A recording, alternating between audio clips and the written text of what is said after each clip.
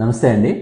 ఈరోజు నేను టైఫాయిడ్ జ్వరం గురించి చెప్తాను. జాగ్రత్తగా వినండి. ఇది మీకు అర్థమైంది అంటే టైఫాయిడ్ వచ్చిందా లేదా మీకే అర్థమైపోతుంది.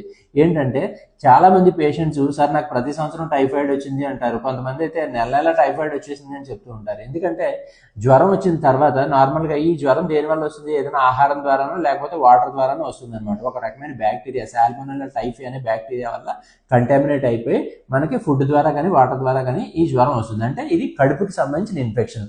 జలుబు దగ్గు రూపంలో రాదు. అయితే ఈ టైఫాయిడ్ జ్వరంతో పేషెంట్లు వచ్చినప్పుడు మొదటి వారం రోజుల్లోని వైడాల్ అనే టెస్ట్ చేసినా ఉపయోగం ఉండదండి. ఎందుకంటే ఈ వైడాల్ అనే టెస్ట్ని చాలామంది రెండో రోజు, ఒకటో రోజు, మూడో రోజు కూడా చేసేస్తూ ఉంటారు. బట్ అది రాంగ్ అనమాట. పేషెంట్లు కూడా టెస్ట్ చేయండి సార్, టైఫాయిడ్ టెస్ట్ చేయండి అని అడుగుతారు. ఆ టెస్టే అడుగుతారు, మిగతావి ఏవి అడగరు. టైఫాయిడ్ టెస్ట్ చేయండి, నాకు ఆల్రెడీ వచ్చింది, చేసేయండి ఒకసారి చూడండి. అది చేయకపోతే డాక్టర్ని కూడా మార్చేస్తూ ఉంటారు. అంత ఎందుకు చెప్తున్నానంటే ఈ వైడాల్ టెస్ట్ అనేది రక్తంలో టైఫాయిడ్ బ్యాక్టీరియా ఉందా లేదా అని కనిపెట్టదండి. రక్తంలో ఈ టైఫాయిడ్ బ్యాక్టీరియా వల్ల యాంటీబాడీస్ వచ్చాయా లేదా అనేది మాత్రమే కనబడుతుంది. మరి యాంటీబాడీస్ ఎన్ని రోజులకు వస్తాయి?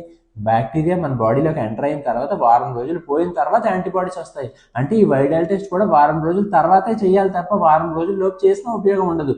వారం రోజుల లోపు ఏం టెస్ట్ చేయాలి అంటే బ్లడ్ తీసి కల్చర్ చేయించాలి. బ్లడ్ తీసి కల్చర్ చేయిస్తే అందులో మనకి టైఫాయిడ్ బ్యాక్టీరియా కనిపిస్తే అప్పుడు మనం టైఫాయిడ్ ఉంది అని చెప్తాము. అంతే తప్ప వారం రోజుల్లోపే వైడాల్ పాజిటివ్ వచ్చేస్తుంది. ఎందుకంటే మన ఇండియాలో ఎండమిక్ అనమాట. టైఫాయిడ్ అనేది ఎండమిక్, అందరికీ ఎంతో కొంత ఇన్ఫెక్షన్ ఉంటుంది. అందువల్ల ఎంతో కొంత పాజిటివ్ వచ్చేస్తుంది. అంత మాత్రాన మనం దాన్ని టైఫాయిడ్ ఉంది అని చెప్పి దానికి యాంటీబయాటిక్స్ లేకపోతే కోర్సులాగా ఇంజక్షన్లు చేసుకోవాల్సిన అవసరం లేదు. Thank you.